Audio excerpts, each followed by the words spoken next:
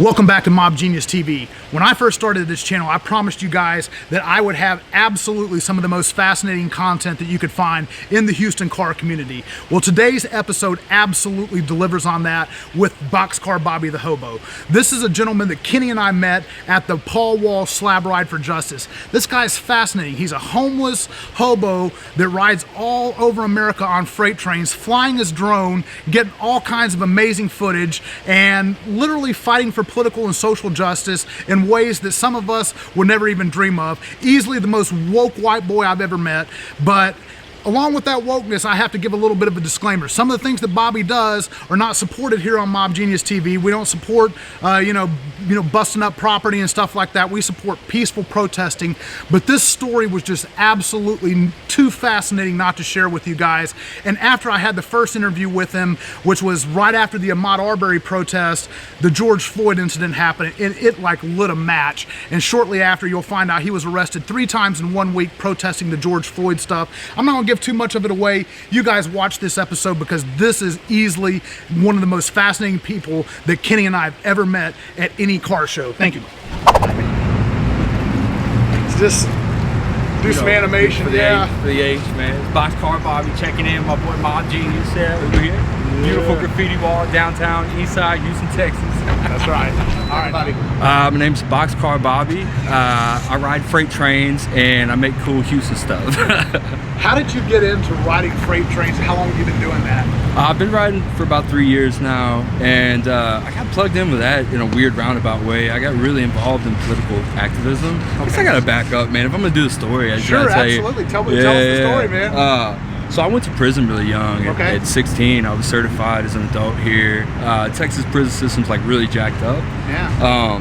But it was actually like in some ways really good for me because I'm from right up here in Lindale. It's like not a good neighborhood, no education really. Like nobody from my neighborhood has a college degree, but we all got prisoner numbers, right? Yeah. So it was like a unique situation for me to go that young. I got an education. I just dove really, really far in like the political activism and organizing, and I did that for, I guess, from 2012 when I got out until the end of the 2016, and that was just like, I can't do it, I gotta check out. And at that point it was just, because political organizing is real stressful work, man. You're like working all the time, it's 60, 70 hours a week, and there's literally like no payout for it. A lot of times the causes you work for, they lose.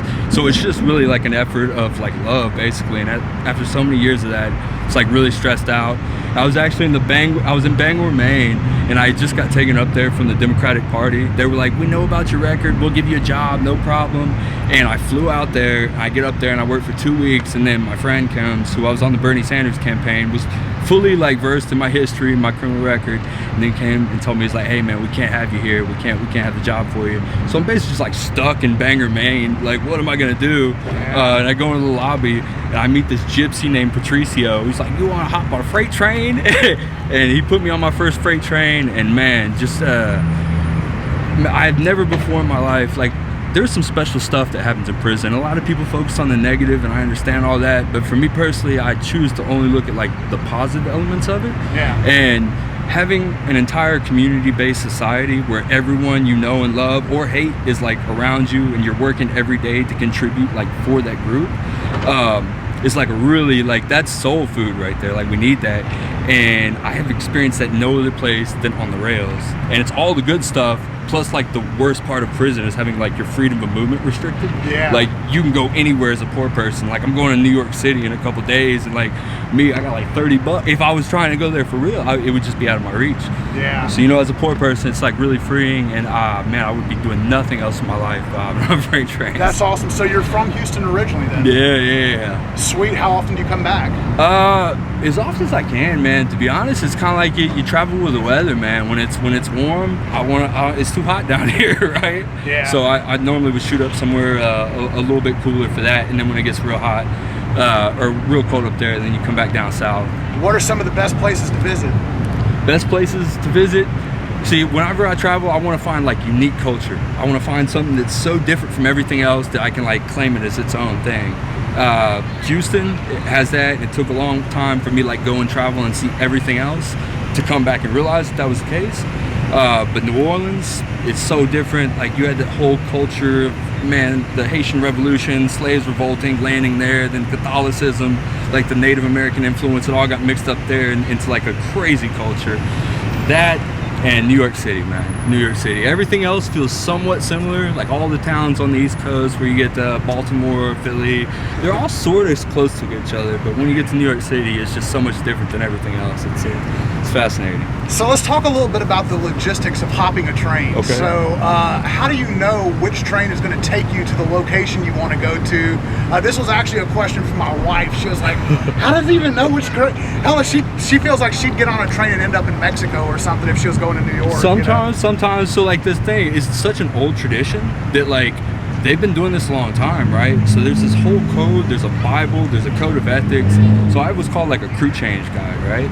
And I can go through any city in America and I can immediately look it up and it'll have every yard that's there. And if you know, because the union rules regulate that they can only travel 12 hours at a time without stopping and changing crews.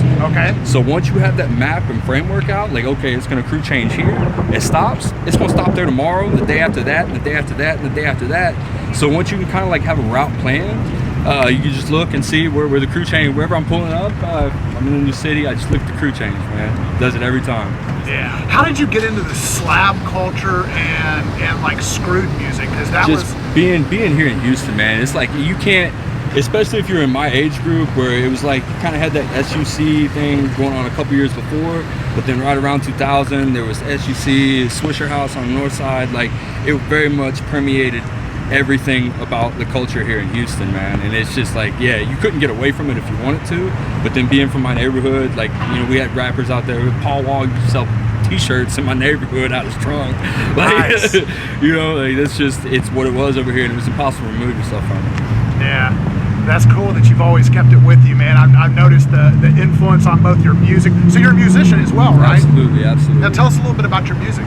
Man, I really got into it just like rapping in prison, like beating on a table, and that just, you know, everyone out here was rapping. When I went in there, it was a way to stay sane, kind of like therapy. And then getting out, we want to talk about like just a head trip, going from like not ever being on the internet to getting out, and then finding out I could teach myself whatever I wanted to teach myself just through YouTube videos. So at that point I delved really deep into the, you know, recording software, and I just wanted to learn as much as I could. So yeah, I try to take like old blues-based samples and then Houston stuff as well, and incorporate it into something that's newer. Like I love trap music, like trap's everywhere, but at the same time, like Houston has its own roots and soul and blues, and like I would like to do that before a hip-hop generation. Yeah. How did you get into drones?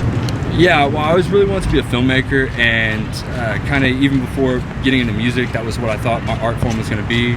And I got a cheap camera, and I was just kind of looking at like the landscape of what everybody else was doing, and I noticed that was one small investment that I could make that could set my videos like greatly apart from everything else with a little investment. Yeah, absolutely. Broke Hobo, but we do have a nice drone. Broke Hobo, but they do have a nice drone. They have the DJI Mini, which is one of my favorites personally as well.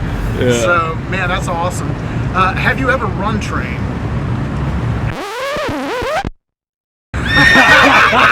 Got him. Heather. Got him. Heather, no comment. Got right? him. Got him. Yeah. And, were you the engine or the caboose? Oh man, we're switching up, man. It's a... yeah. So okay, when you do ride the train, like, I mean, how do you jump on? How do you avoid like being called? See, if you're like a smart hobo, you just wait till it stops and then you get on there. You don't want to catch a jump. And now at this point, just to like entertain myself and like see if I can, I'll try to catch it on the run. But with her, like she's got her pack, like I can't really do that.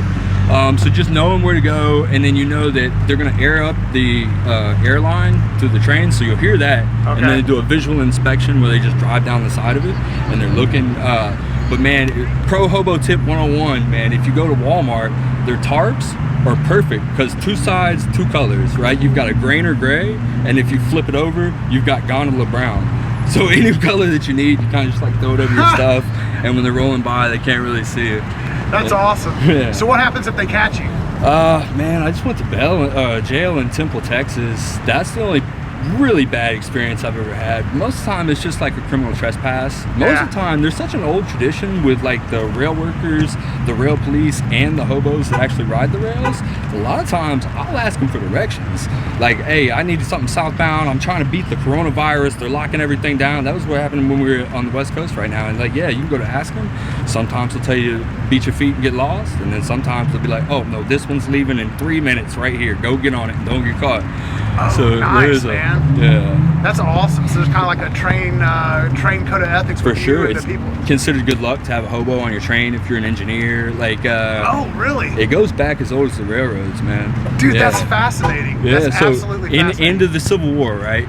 You had two Southern boys that were really pissed off. They fought for something they didn't really believe in, and they didn't want to spend what little money they had that they had made from fighting to get back. So they were like, man, they got this new thing called a train. Let's just go ride on that. And ever since then, the code has been, developing, and the rail workers, the conductors, it's all intertwined. It's impossible to take it apart. Dude, that's absolutely fascinating. I didn't know there was such a history with all of For this. sure, for sure. Yeah. Well, let's get out of the rain and go get some Let's food. do it. Yeah. Let's do it. Appreciate it. Yeah, man, it's just weird. It keeps coming back in. Like, this was like always a part. Like, my dad's collected trains since the beginning, and then like over here, you can hear the railroad every night because the railroad yard's like maybe a mile and a half away. So it's just always a part of like the fabric of my childhood. And then when I got in trouble the first time, they sent me to a Scared Straight program over here in Sugar Land, and it was weird because later on when I went to prison, I ended up back on that same farm. And I then later learned that's literally where Leadbelly wrote the Midnight Special, one of the most famous train songs of all time. And it's just like, yeah, that was the prison. We both did that moment. So it's just Let the midnight special shine your light. shine a light on me. Yeah, the story is like the papers, right? Of the governor. Like when your old lady was on the train, you show up, you get the papers, you get out. That's right. You sit out there working all day, swinging that egg. Free her, man. All right, man. Dope.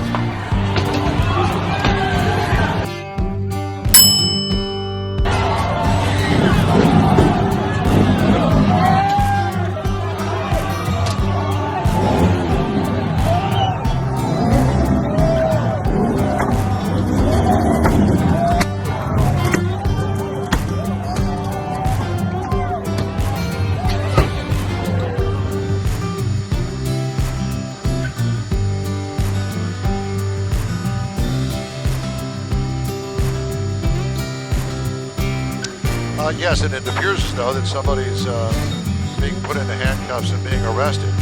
And there is someone, it looks as though that has a fire extinguisher spraying it on this arrest that's being made over here. Not exactly sure what this person did.